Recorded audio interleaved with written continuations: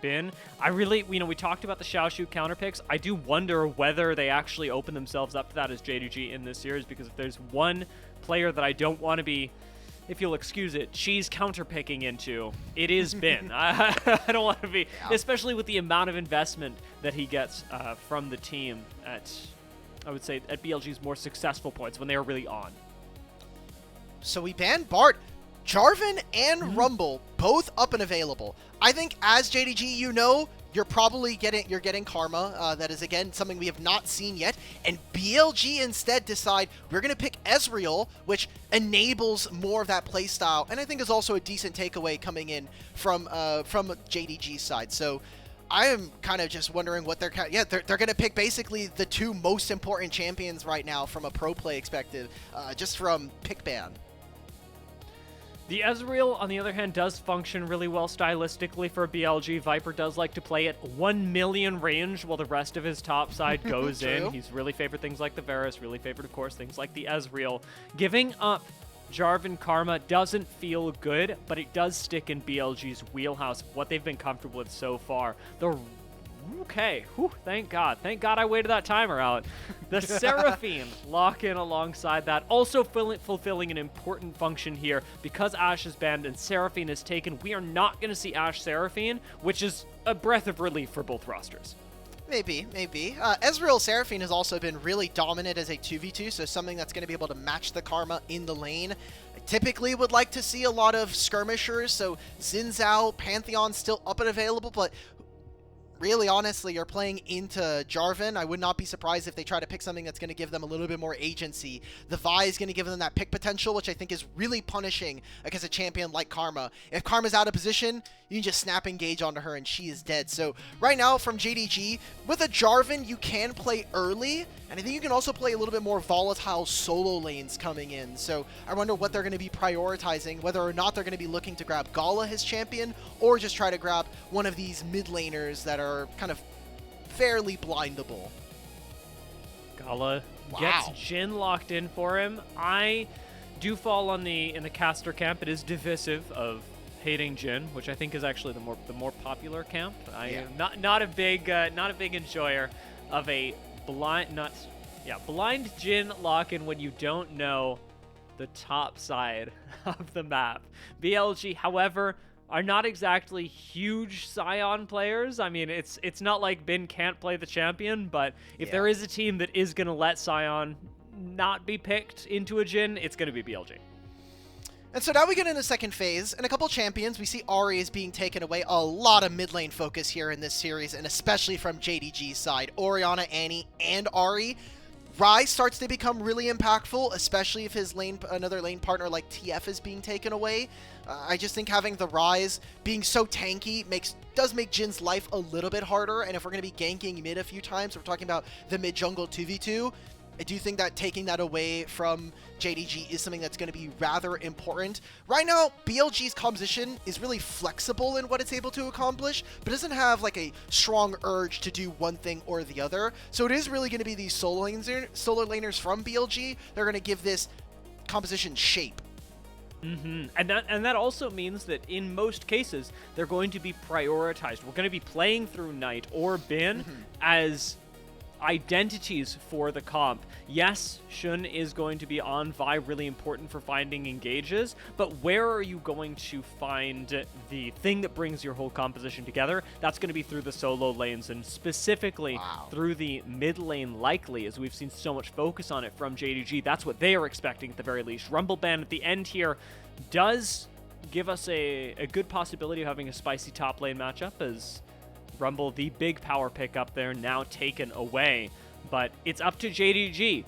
What will they end up choosing to have last pick on? Do they save it for the mid lane? Do they save it for Xiaoxu to maybe pull out one of his pocket counters? Yes, Ryze gets locked in. It's a safe pick for HongQ. Okay, I'm liking this. Give over the guy that has been historically not the best into Bin. We saw Bin really handle Xiaoxu individually for multiple series in a row now. So I'm just so surprised to see Rumble go through all of this pick ban until the last here for BLG. making sure that JDG can't really access their backline. I think with Vi, the setup would have been good. And you were questioning whether or not we were going to see this Scion now. With a Jarvan and a Ryze, and with Jhin on your bot side, does Xiaoxu throw it down? Do we see a Vayne top lane come in to try to counteract this? Or are we going to see Xiaoxu pick up one of the more traditional matchups? Maybe something like a Cassante, maybe we pick a Jax. I do think that these kind of options are okay into what BLG are showing, who really just have kind of like a poke style, kind of just hold you at the front. It's going to be Mbessa instead.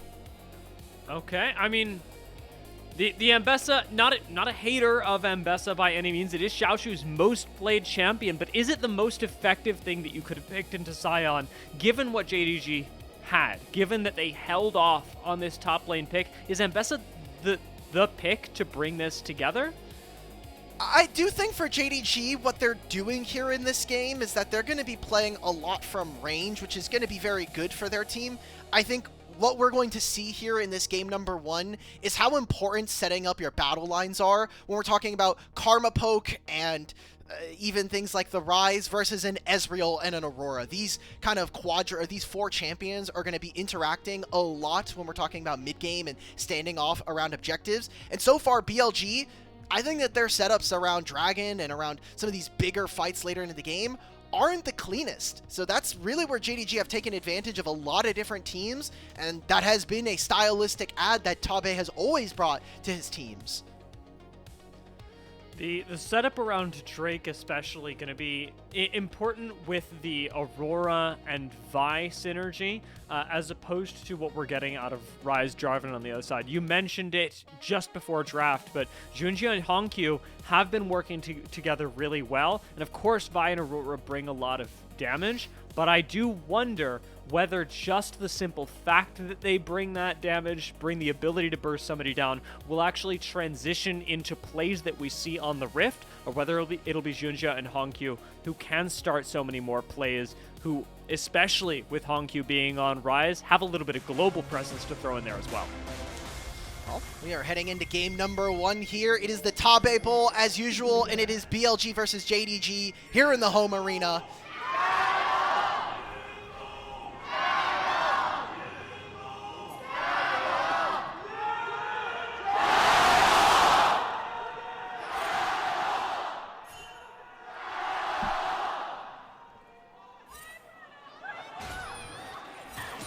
Nice way to start things off with, I mean, it is a highly anticipated matchup. I'm expecting the Gios to be strong, and they are.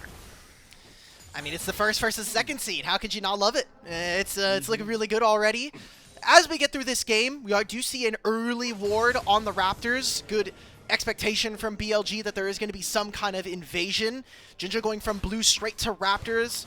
What is Shun's adaptation going to be in response, however? Because we have seen him get invaded before, and in the NIP series, it immediately started off with basically ending the bottom lane and giving Viper and On a huge lead versus Awesome and Jewel. As it is now, Vampire the one to step up in this bot lane, get a little bit of damage down onto On, but it costs him, especially against Viper, who's willing to play pretty aggressively on Ezreal. Gets a nice bit of damage down onto him as well. Remember, Shun knows that his bot side's been invaded. HongQ stepped up a far bit, but Shun's waiting patiently for the chance to get this gank off. Knight's on 3 already. HongQ is ghosting out of there, and a flash out of HongQ as well means double summoners gone from the Ryze. Shun's not going to chase this too much more, but BLG, in terms of converting time into impact, that's pretty efficient. I'm going to say that's massive here for JDG. I mean, that was a good sneak around vision. I love that the observers kind of showed that no one from JDG saw him there. And I think it is more important that HongQ is able to get out with the fact that Phase Rush is gone. I know we keep kind of coming back to this, but if this was Phase Rush, Ryze, I think that's fine. You look at JunJia now. He is really going to be far ahead. He's going to have all 2 of his topside camps. And if they don't get this top kill, I mean, jungle's over. They get this top kill, surely. Xiaoxu has been slowed, he's been knocked up, now he's flashing out. Shun does rocket on forward, but Vault Breaker, not quite enough, even with the denting blows, to pick him up. It is still a summoner out of Xiaoxu, however, and he'll be teleporting back into the lane. So there's 2 lanes visited and 4 summoners burned by Xun. Dude, Xun is so screwed right now because he needs to stop this red buff. Right now, JunJia's already taken his Raptors. He's going to take his red buff. He's also going to have topside Scuttle. Xun, is this the good time? Does he have Smite? He gets it. Nice. Oh my god. That saves some of the early game, but hey, we talked about Xun being the jungler's, the laner's jungler, and he's doing exactly that. JunJia with Xun do pop by the mid lane. Everybody level 4 right now, which actually makes this Scuttle Crab contest in theory good, but if you take a look at the bot lane, it's JDG who have pushed. So Jungle Kingdom will expand as, like you say, Xun has basically not been living in the jungle, and that has let JunJia have a 2-bedroom apartment for like $600. Look, it's it's accessibility right now, okay? And he's got the Raptors respawn. I mean, like, he hasn't even done his Wolves and his Cromp yet, but I don't think that matters right now. He has such a lead over BLG, and something that usually doesn't go super talked about when we look at just jungle invades is that you also have access to the timers. So you can have an idea as to where the enemy jungler can be at a certain time, and that's just information that you're gaining. So looking back at the rest of the map right now, Dia, I mean, it's an even gold game right now, but that's exactly what JDG want to do. We haven't talked about scaling, but I think 3-item and 4-item Rise plus Jhin is really difficult to bring later into the game, and especially for someone like Rise who's going to get extra tanky later on. It means that champions like Aurora, Ezreal, and Vi lose value later on. Yeah, really difficult to burst down anyone on the side of JDG, and I like the way that the observers are highlighting what's going on in bot lane as well. We have been at each other's throats from minute 1 in this bot lane, with Gala and Vampire being liberal with the poke. Viper the only one that's really been able to deal anything back. On has not had a big effect in this lane when it comes to laying out damage onto Gala and Vampire, who are very easily sidestepping a lot of Seraphine's early cooldowns. You know, we're seeing Xun go for this. It's about to be level 6 here for Xiaoxu, so he needs to be a little respectful. Jarvan's also on the bottom side of the map. But, you know, on one side here, Dia, you could say, man, Xun is really getting counter jungled all the time. But if you're a BLG fan, you're saying, who needs camps? Just camp the lanes, right? Just get the 300 gold sitting in each one of these lanes here. All I'm saying is that if I'm playing this game, and I'm doing what JunJia is doing and going, I'm winning this jungle matchup, I'm getting flamed for jungle diff in my chat because Xun is showing up in the lanes, and he is making the jungle presence felt, even though JunJia has had such a good game so far, and he's looking to have an even better one, stealing away a potential blue buff. Does drop a ward real quickly and actually spot this one on the respawn. He's got HongQ roaming over from mid lane, who has a little bit of early priority with Vampire and Gala here as well. JDG should get this blue buff, and they've got a dragon up behind them as well. It is so hard to play whatever side of the jungle that Jarvan wants to as BLG, because not only does he have access to your timers, but he has this Rise who can just realm warp over. And so, yeah, he is level 6. Xun is just now ticked over to 5. He is incredibly impoverished in this game, and it's now leading to JDG just having complete control of wherever he wants to be. And guess what? Look at the top side. Camps are respawning. They know the Raptors are up. And JunJia has 2 options. He can go and try to fight Xun on his Raptors, which he probably wins with his Rise. Or he can just start up the Dragon, which we see here. And that gives them another kind of gameplay element here to play for later on. Knows exactly where Xun has to be. On the bot lane, level 6 is being hit. Means that Vampire gets to lay down damage with the curtain call. Doesn't convert into too much more than pressure for his jungler to benefit from. But this time, it's Xun going in the invade. And again, JDG have read this, laying down a ward. Xiaoxu does not, importantly, spot Xun, but they still think he's in the jungle, and everyone from JDG is evacuating their lanes to make sure that JunJia stays in the lead. I'm sure someone's going to one-guy me in chat and say, like, oh, why are they still talking about jungle, guys? Like, it doesn't matter. Like, all he's doing is just constantly invading. And you get this 2v2 on is here. JDG all over the jungler right now as Xun will stay alive. Instead, it is Knight that picks up first blood. And with another kill going over onto JunJia, JDG, despite getting aggressive to defend their jungle, will still lose out on the play, trading just Shun's life for JunJia's and HongQ's. It's a 2-for-1. We're going to go ahead and throw up an all-pro vote for Knight. He can get a majority of those kills. We'll see exactly how this kind of panned out. This is a numbers advantage here for BLG. Seraphine is just so strong. I mean, just having a team-wide heal and shield is very, very broken. And you are playing early game Rise. He's going to be tanky. He's going to be annoying, especially with Deathfire Touch, but it's not enough. Something that I was going to touch on, and then we kind of got into this skirmish, is that laners now on this new patch can roam for their junglers a little bit more often than they would have. They did add kind of a forgiveness policy. For every minute that you stay in the lane, you can continue to get reduced quest progress as long as you kind of return to your lane after the forgiveness penalty. So right there we got to see Xiaoxu, who the lane's in the middle of the wave. Now we're coming back to Grubs. We're going to still be at a small advantage, and we're on a good timer enough here where Vampire can just walk up here, and now they get 3 Grubs, which we're talking about side laning anyway. Rise later on, and Bessa as well. These are just going to get better and better as the game goes. And I really appreciate that right immediately off the respawns, JDG sort of treat the last minute as a fluke. They, yes, set up a play, didn't go well. Knight having kills is a problem. Bin having kills, less of a problem, but not ideal. And yet they still have Jungle Kingdom. They still show up and pick up 3 Grubs, can convert that into more as long as JunJia is continued to be enabled on this Jarvan. HongQ for now is going to have to maintain that first roam ability. He's almost got Realm Warp back up, as you can see when Knight's able to get there as well, it is pretty devastating. Do my eyes deceive me here, Dia? What is this rather queer Keystone rune from Jin? This is a DFT Jin. Yeah. Ooh, I saw the animation or the effect on Viper when he got hit with the Deadly Flourish, and I was like, what is that? That doesn't look like a fleet footwork. Okay, we'll have to keep track of this. I don't know if it'll do a ton of damage, but I am now actually quite interested to see like what the thought process could be behind this. I mean, I think it really works out for Jin, who does like to take fights at a slightly slower pace.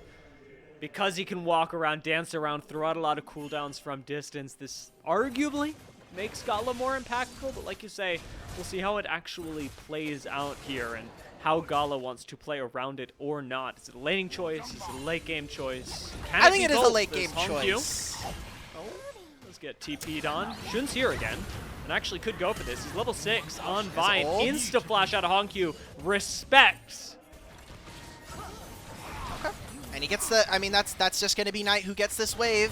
This is a Rise that does not have flash or does not have teleport, so it's just going to have to lose this. I don't know if it'll turn into a plate. That's the best case scenario here for Knight. Does also tick half a level over here, so very, very good. This is kind of the modus operandi that we've seen from Knight. Do very well in the lane and try to transition a lot of those leads as one of the best players in the world, and especially one of the best mid laners here in the LPL.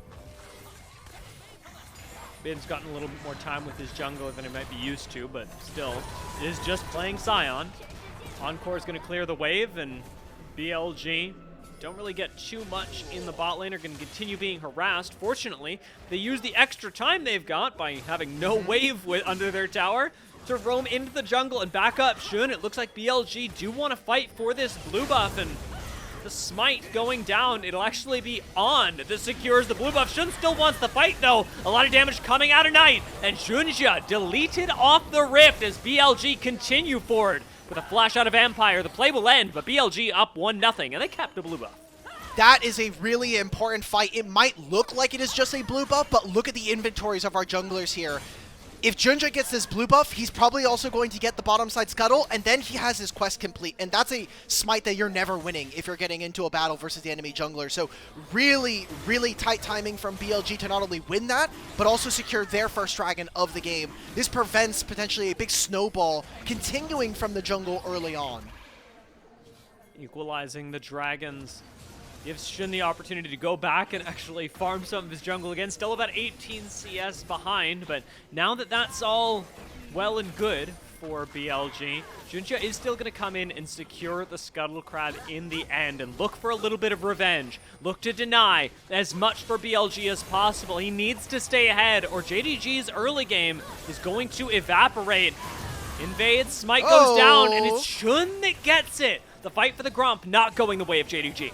Hey, that's even better. Hell yes. I mean, JunJia had the upgraded Smite there, right? He has an extra 400 damage on his Smite that Shun doesn't. That was very, very tight, again, from BLG. These are small margins that the two best teams in the LPL are playing on right now. And I like this from HongQ. Leverage the fact you have a Rod of Ages already and push Knight out when you have JunJia next to him. But Shun's already here. Oh, Knight wants the kill, though! Have we expended too much? With a flash away from JunJia as well, Knight gets away with literal murder in the mid lane. 1,300 gold, and he's going to hold down this wave. Fantastic job from Knight. 2v2 ends up going their way, 3-0 on this Aurora. And look, this is a Ryze that doesn't have a lot of damage. Maybe had the upgraded Merc Treads there. Already had his Rod of Ages, but that's not going to protect you in this lane right now. Aurora is really strong. Level 11, so he has the second point in his ultimate already. This is just HongQ. I thought it was, hey, we're going to push you off of the mid lane. We're going to get a crash and then do less. But I think this is also Shun.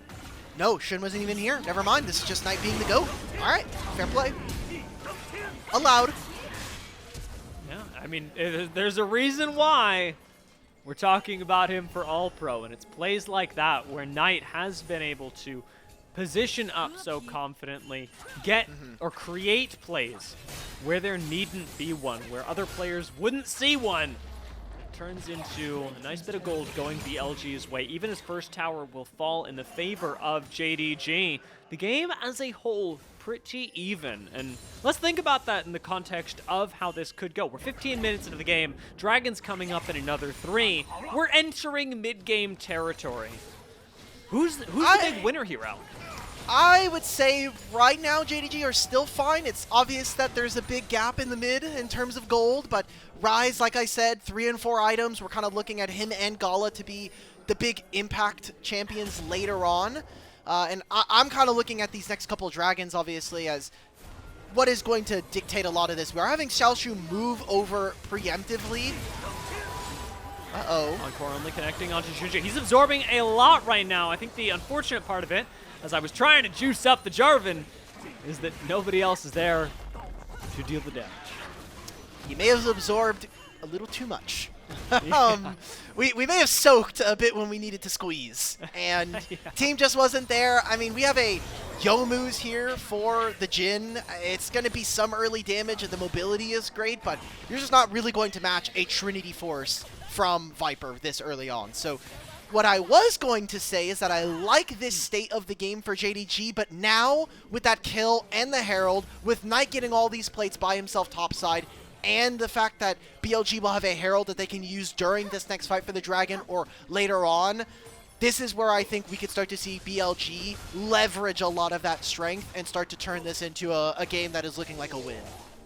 Soul definitely a big threat here as well, with Infernal being one of the very prized Dragon Souls in terms of finishing a game off. It's not Hex Tech, which I would also hate to play against again on the BLG roster, but neither here nor there. JDG still at a bit of a disadvantage when it comes to securing these dragons because of the aforementioned Rift Herald. Second Drake and third of the game likely to go over to BLG. We'll check in with that in about a minute when it spawns. In the meanwhile, Shun gonna clean up the rest of his jungle, which I think we can finally call confidently his jungle. Thank God, because he kind of needed it after the first 10 minutes of this game. Yeah. Definitely was a necessity. We're 30 seconds away, and when I look at the inventories, you know, Summoner Spell taking into consideration, I think this is an okay spot we could see from JDG. I would also posit that with 3 grubs and some of these turret plates open, I would not be opposed to seeing JDG drop this dragon and moving towards getting ourselves gold so we can get some of those items that we were looking for. Very much a good, respectful play from Xiaoxu to back off. Anywhere Knight is, I really don't want to be, and I don't want to give up the advantage right now that Xiaoxu has over the bin.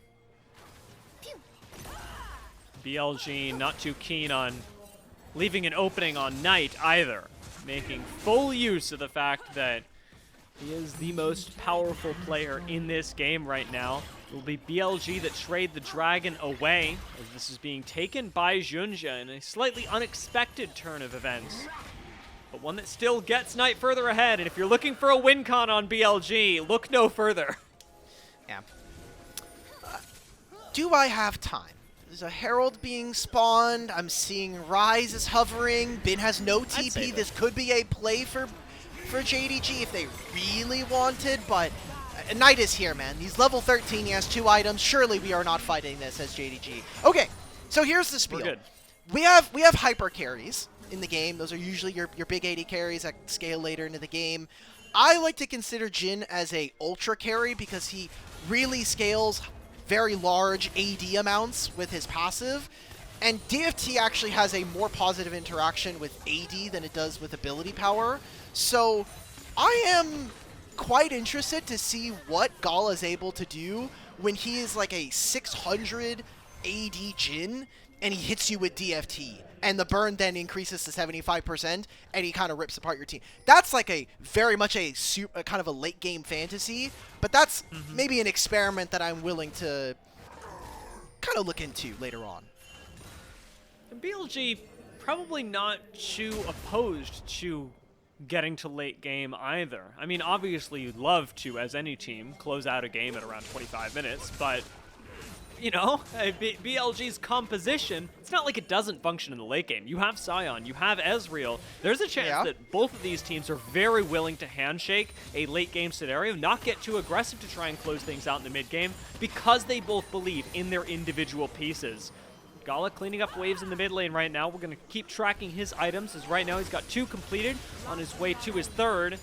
JDG now fighting for their own jungle, have BLG giving an incredible amount of priority to their solo laners. Bin's here, along with the backup of Xun and Knight. On's joined the play, and BLG, numbers advantage for them. I think this is really smart. I mean, you right now have a 2-item Ezreal, right? This is Muramana and the Trinity Force. Why not? Let's try to take this turret. Ryze is pushing on top, but has no TP. He cannot match. There's going to be a numbers advantage here for Bilibili. Bin's chosen to tank up the turret, and On immediately gets dunked on by JunJia, assassinated in the backline, but what does it cost? Everything. JDG lose their tower, lose even more. 3 players down as BLG make the play for a dive underneath the tier 1, and as we said, the tower soon to follow. HongQ, however, does trade on the other side of this. Let's take a look at the dive again. I'm gonna say, math problem-wise, I think I'm willing to make this trade as BLG. I think the 2 plates on top, not as worth as maybe getting 3 kills for ourselves. And all of this gold, it may not be in the right places with On starting this, but then they're able to grab these plates on the bottom side. They're able to kill JunJia especially. I think that's probably the most important part. And now we're going to be heading into a dragon in 2 minutes time where there's no flash for this Jarvan. And you're going to be able to correct the top wave. We still have a really strong 2 and 3 items here for Knight and Viper. I was going to see whether or not Viper was going to opt for the tier build that we've been seeing with the addition of more AP ratios to Ezreal on 26-9, but is instead just going to pick up probably what is looking like an Endless Hunger or the Spear of Shojin. Just be strong on AD and just not even have to worry about a later game scenario. Let's just try to brute force them. Like looking at JDG, I mean, that's 2 items completed for HongQ. He's still ways away from that actualizer. Arcane shift forward out of Viper. He knows he's strong. BLG, as a whole, know that they run this game right now with a minute left on Dragon. This should be their 2nd of the game, but Soul seeming a little bit out of reach for both teams, if I'm honest, Alec. 2 dragons to each soon, if this plays out right.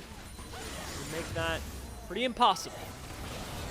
That was crazy. That graphic just showed that Knight has 45% of his team's damage. Not that I don't believe it with how this game has gone, but that's that's nuts. I don't know how else to say it. I think that's a pretty simple way to put it, and if we were putting any more Knight glaze, then right there, that's the Krispy Kreme on top. We got 30 seconds before Dragon, and with everything kind of even, I'm still just looking at the fact that there's no flash for this Jarvan going in.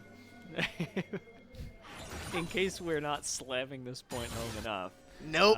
Go vote. Yeah. Go to the polls. Give it to The Knight. LPL English polls. Yeah, I will say, outside of the mid lane, there's a little bit more contest. But hey, you know, maybe you have a favorite mid lane with Knight, if you want. I don't know. I would be voting probably for Knight. Your mid laner's favorite mid laner is Knight, especially here in the LPL. Yeah, exactly. Dragon gonna don't- be started up. I thought JDG were maybe gonna say like, can we start Baron? Can we look? But it's Jhin on 2, and we don't have the most consistent damage, so we are starting to see this game slip. I don't think that Dragon is a realistic goal here. We are looking to probably go to a 35-40 minute game already, and while the turrets might be a little bit more even with it favoring BLG by 1, they're continuing to slam home this lead. I just want to keep in consideration the fact that we're still looking at a potentially really strong rise, but that might never come to fruition at this point. Looking forward to what Gala's able to do as well, and I'm going to bring it back to what I was thinking about earlier, because I was thinking about it right then. What can JDG do? And I thought about Vampire, the guy who was talking about just before we started this game, as the disengager, the person who needs to function as a counter to BLG's whole topside play, to send Bin, Xun, and Knight in. And on Karma, who is a very strong champion, I don't think Vampire's really got that autonomy. Yes, he can help his team sustain, but in terms of actually keeping them safe as the fight goes on, this has gone from bad to worse. He not only doesn't have the champion to do it, he doesn't even have a champion right now. He does not have the health bar to sustain. That is not a cache that he's allowed to check. And that was something that I talked about during draft, right? We were saying, like, okay, Vi is a good answer into Karma. Karma, if she gets found in the mid game later on, she gets picked off and there's nothing you can really do. So, yeah, I think that JDG are in a really big hole right now, Dia. BLG have just so many more tools to play around. The kill threat that they have access to is just that much stronger than their opponents. And I'll be honest, outside of a really wrongly played or a greatly played 5-on-5 from JDG, I don't know if they really have the possibility of getting that scaling dream. I think the fact that Knight is so far ahead and that Xun has bounced back here in this game now with almost 2,000 gold over JunJia, that I think kind of surmises or surpasses some of those advantages we were talking about from draft. And Knight has been the biggest part of this game for BLG. When it comes to even equalizing Xun, Knight's mid lane pressure has done so much to make that possible. His side lane now essentially uncontestable, even as HongQ moves in to at least clear the wave. Where Knight goes, BLG win. Almost 3 items completed. He's got a Mejai's already, knowing that he is where BLG's bread is buttered. JDG got to contend with an extremely slippery Aurora, and that is to say nothing of the caliber of the player. Knight putting this game on his back, and if I'm honest, making this climb a very difficult one for JDG, who have not won a game, or rather a match against BLG since January. It's looking like this is going to get one game further away from reality. Yeah. Hey, look, best of 3, always possibility, and we have seen BLG throw. That has been a big concern and a reason why I thought JDG were going to have a chance at winning tonight, is that BLG's macro has not been the best. They've been great at being able to secure leads, but being able to close out games, some of them have not been super perfect, is what I will say. So we'll kind of see what we get from JDG. There are some options, but that window is very, very small. And we're coming into a Dragon. We're going to be looking at items. We're going to be looking at inventories. There's a Guardian's Angel completed here for Xun. And I'm just looking at the fact that the only person who has a lead right now for JDG is Xiaoxu. And this M-Bessa is strong. I don't know if it is strong enough. I mean, it's Merc Treads and a just having that, and now his newly completed item. I don't think that's going to be nearly enough to kind of burst through some of this damage from BLG. Especially against BLG, you are trying to, as an Ambessa, assassinate Viper, who is going to be playing at 1,000,000 range. Or even stepping up to the wave just now to clear it from a screen away. Viper's whole job is to not be the focus of JDG, and that was clear from the very first pick of Ezreal that they got for him. 20 seconds left on this dragon. BLG clearing out vision in the immediate area and almost surely going to go for it themselves. What's standing out to me is that JDG appear to be positioning for a contest. We are not fighting this, guys. Look at my Jin, bro. He has Youmu's, he has LDR, and an RFC. We're facing into 3 items. Yeah. I mean, he goes in, and once again, we're looking at this going, well, he's soaking up a lot of damage. Hold up now. Ultimately, just has to flash away. Encore, gonna whiff. Not connecting onto anyone, and Xiaoxu in here as well. Ulting straight into the backline. Public execution turns the fight around. Xiaoxu finds Viper, finds On, and manufactures a win for JDG just in the nick of time. They survived the initial onslaught, and holy hell, Knight, please do not one-shot Gala. That is what JDG are saying right now.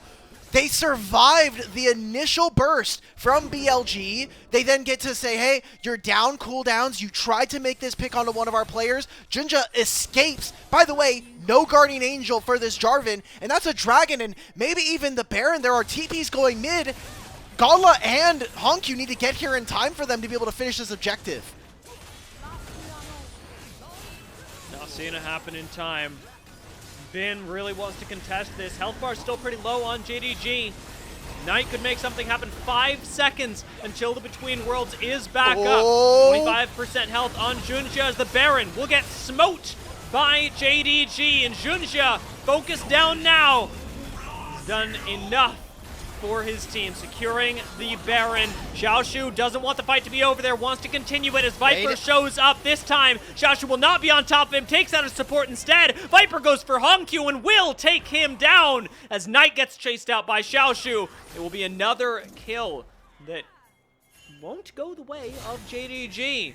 He'll be able to get away from this, I think, but BLG have other plans for him. Xiaoxu will be taken out as well, and that leaves only one Baron standing. Gala, the only member of JDG to still hold on to a Baron. When in doubt, send Bin to Knight, and they'll hopefully fix the problem for you as BLG. See, look at this bot lane when we were talking about the Dragon just a few moments ago. All of this damage onto JunJia. Thankfully for JDG, we saw that Knight was not there. An arcane shift and a mystic shot that just barely does not hit this Jarvan. And once they're able to turn from here, you just saw the deadly flourish, the curtain call, and the public execution landing in harmonious synchronization. Gets 3 members, they get the Dragon, and then the Baron fight. We get to see Knight and Bin kind of just toying with their food. I think the thing that I thought was most interesting was we got to see Viper with his ultimate also dealing damage. If that doesn't land onto JunJia immediately, that's also a kill going over to them. And now with 4 players dead and only 1, I feel like we're right in the same spot we were before the Dragon, where BLG are very handily in the lead. And I don't even... It is Soul, but I don't think that Soul should win you this or get you back from this spot. It is always a potential, but not from here. BLG certain to fight for the Dragon either way, given the commanding position that they are in. As we mentioned, Gala does still have a Baron buff, so there is a little bit more wave pressure that you can get by putting him in the mid lane. Maybe JDG can turn that into a Dragon. And as you mentioned, maybe the Soul that wouldn't even put them in a necessarily winning position. BLG are looking very strong right now. 4 items complete already on Viper. Gala, however, matching that. And it's important to keep track of this late game win condition, shall we say? Some would say late game, some would say scaling. I feel like that's it's been a common thread today, at least in this game for us. Infinity Edge is done for Gala. Big thumbs up from me.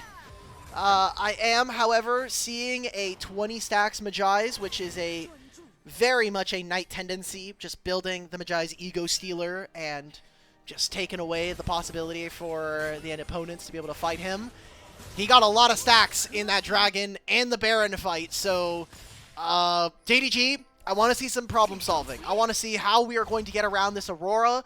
Can we even attack side lanes? Not with Dragon spawning, and you can kind of see that HongQ wanted to go to this top wave, but without having teleport, it's a risky call. He'd have to use his Roam Warp to come back to this Dragon. So we're seeing JDG now. They didn't get enough time to put down vision before an objective. So it seems like for now, what they're going to have to do is just walk as 3, walk as 4, and pray that BLG are not waiting in a pit of fog of war.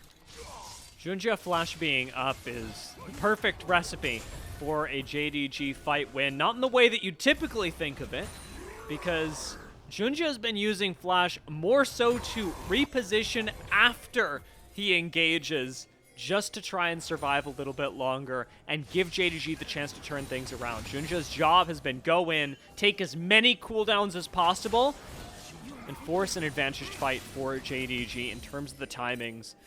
If that works again around this flash timing, could be huge for JDG, but it's going to have to work in the next 10 seconds as Dragon's spawning right now, and BLG certainly want it. I was going to land the first couple shots of the curtain call onto Viper, but now he's got Bin in front of him. The last shot being held. Teamfight initiation not quite kicked off for JDG. It is going to have to be JunJia, who once again throws his body on the pyre of BLG in order to do it. I mean, how do you ever kill this Bin, right? Like, his TP shield plus Seraphine, they can just permanently sustain themselves. And JDG are now looking down what is an impossible tank front line. HongQ's on the opposite side of this wall. How are they going to do this? Bin's barely even taken damage yet. Good luck. Walk right into the face of JunJia. Dragon's gone. As Dragon gets taken down. There's no reason for JDG to fight anymore, but BLG still want to fish for it. Bin soaking up all of the damage, all of the cooldowns in the front line. BLG, the rest of them at full HP, get to lay down damage onto Xiaoxu and force JDG to back off. Well, Dia, I feel like a prophet who should not have gotten the prediction right, but ended up getting it. I was saying that Seoul is probably not going to be a realistic goal for either one of these teams, because it was a BLG lead at the time. But we are going to 40 minutes, and we are going to see a 7th Dragon in this game. And that's going to basically decide a lot of this. So, still kind of the same story here. And who else is going to kill this tank now? Like, it is Xiaoxu, but we haven't really gotten him to dive into the back line. I think a big problem is that Ryze does not have the same impact here that we were maybe looking for in this game. Vampire almost gets assassinated for a second. JDG have to be very careful about where they step up, because BLG control the rift, control the vision around it. Knight wants to defend mid lane tower. The rest of the team gonna come with him if they know what's good for him. A benefit for BLG is there is no, there's very little, I should say, point-and-click crowd control from JDG. So maybe that is why we are seeing them start to struggle here. The only thing that is easy for them to land is a Spell Flux and a Rune Prison, but that requires Ryze to step up, and versus the champions that are on the opposite side of the screen, I don't think that he really wants to do that. Just my opinion. I would be willing to be wrong if HongQ wants to prove it, but it's really difficult, and that is why I think Vi such an important champion, not only for BLG, but just for what this comp wants to be able to do and just operate as we get further into this game. Viper's been playing incredibly responsibly as well. We mentioned it so many times, but playing at these 3 million units that he's able to has been essentially untouched, with the exception of the singular Dragon fight that dealt him his only death of the game. Knight, by the way, still deathless, and I'll note that Gala on the other side is as well. He's been playing for the team on this Jhin, but not overextending, not trying to force anything, and as I say that, he walks forward and takes a huge chunk to the face. Gonna try and lay out this curtain call directly onto the Seraphine, but doesn't quite land it, having to cancel as Knight burns between worlds to deny the rest of that ability. Now HongQ's in trouble. In comes the Pain Train. Bin does not land the knockup, but forces a flash out of HongQ, and BLG managed to force JDG away from their jungle, away from the river, and away from this Baron that they immediately start up. And they're not going to really be able to contest. Look at the spells that are down. There's no public execution. There's no Realm Warp. I mean, if they want to get in, it's too late. Flash encore is huge from JunJia. Last one standing on this side of the map loses Gala and Vampire before being popped into GA and popped out of it.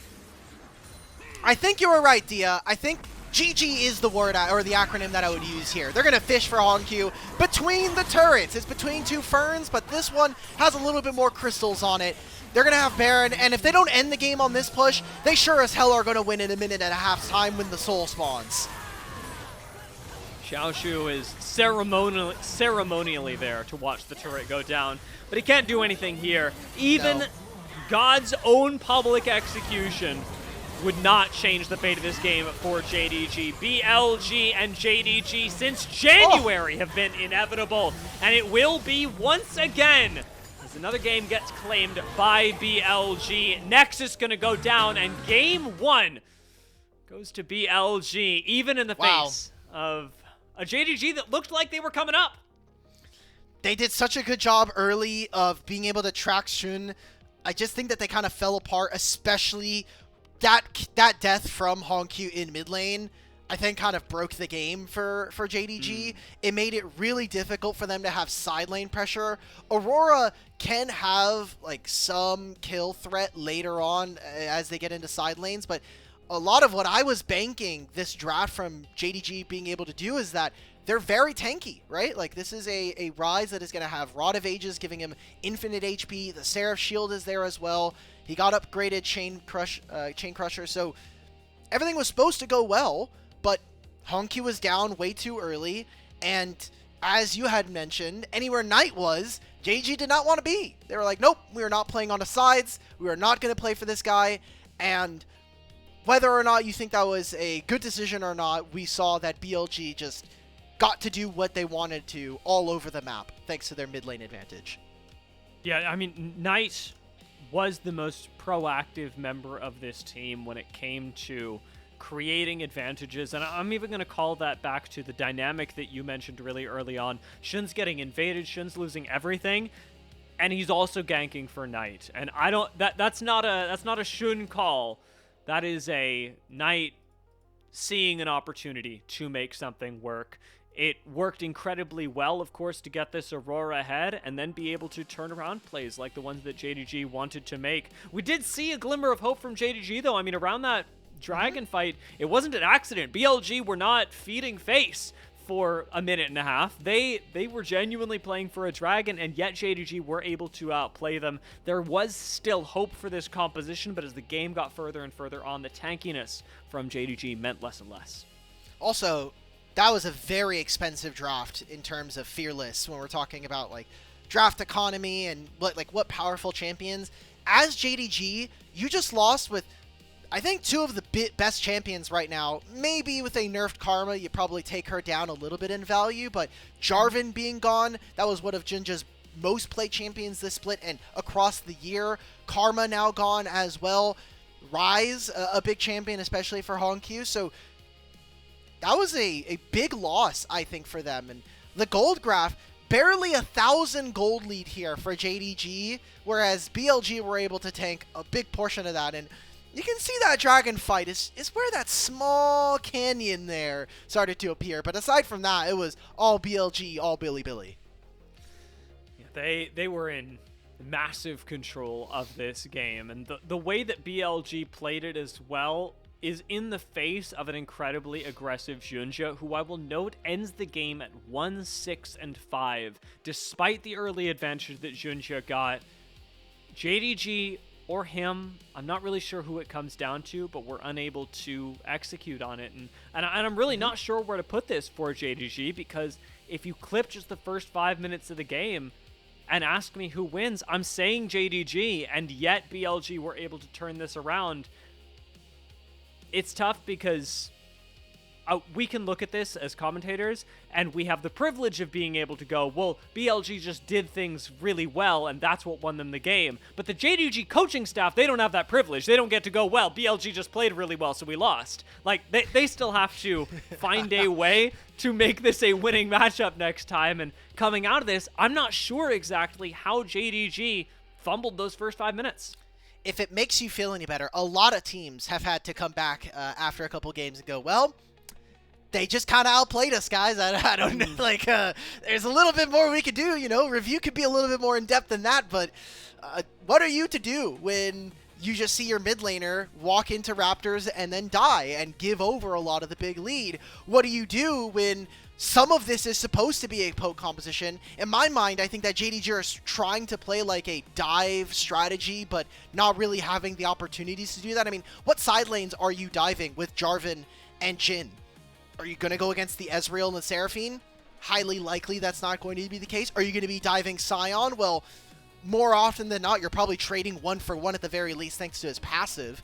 And so with the mid lane advantage gone and side laning really not being part of the game, at least in this one, BLG got to do what they've got to do. I mean, this is the one fight towards the end of the game where we're like, oh, maybe JDG, maybe they got some life. And then we saw the Baron right afterwards. BLG just skyrocket back in the lead. Yeah, this play was crazy as well because Knight literally gets between worlds off cooldown and pops it immediately for enough damage to take down, I'm going to call it 1.5 members since he grabs JunJia just a second later. After that, getting away from this as well, even failing the flash, Knight still seems like the player who, if you were asking me, and I'm asking you, is probably player of the game. I don't even think that's a discussion. I think that we are going Excellent. to see see that was all hot, of the votes. This was a great ultimate coming in from On, who Seraphine play, I think his enchanters have not been as tight. Something that On, as a player, has really made his name on, has been his timings on the map and trying to take pockets of vision, especially on engagers like Alistar and Rel. And sometimes on Seraphine and these enchanters, kind of like what we saw from Vampire in the mid game where he just got Vi-ulted and he died. That is something that typically happens to our enchanters, but I'm glad to see that On is starting to transition some of his great play into a different role that requires a little bit of different play here. Yeah, and you could definitely tell he's still fishing for finding engages, especially the way that he plays around Encore. His Seraphine particularly aggressive in these team fights, trying to line up really good angles. Sometimes it works like it did then, and sometimes it didn't. And yet On will continue with Knight as the player of the game, of course. As we all saw coming, as he, I'm sure, saw coming as well. You could show a blind man this game and he'd tell you that Knight was Pog. It's just, it's not... You know, it says 8th there. That does mean that he is now tied with HongQ for individual player of the games. He was obviously at 7 before here, so thank you. Yeah, all pro. We're going to keep talking about it. Again, we're coming up to the end of the regular season, so it is going to be something you're looking at. He has the most player of the matches at 4 for mid laners, and he is, again, now most player of the games for You're talking about him Knight. and HongQ. Knight. Him and HongQ are now tied at 8 for player of the games. Okay, but they're not tied for player of match. No, player of the match, Knight is still tied first with Xiaoxu, actually, at 4. HongQ is at 3. Okay, well, we'll see. I mean, maybe Knight gets to pull ahead, or maybe HongQ pulls out the good old Uno reverse card, as we still do have 2 theoretical games in this series for JDG to collect their last Infinity Stone of the LPL, find yet another team to take down. But this one is looking pretty tough as BLG are shaping up just in time for playoffs. Who will take the win in Game 2? We'll find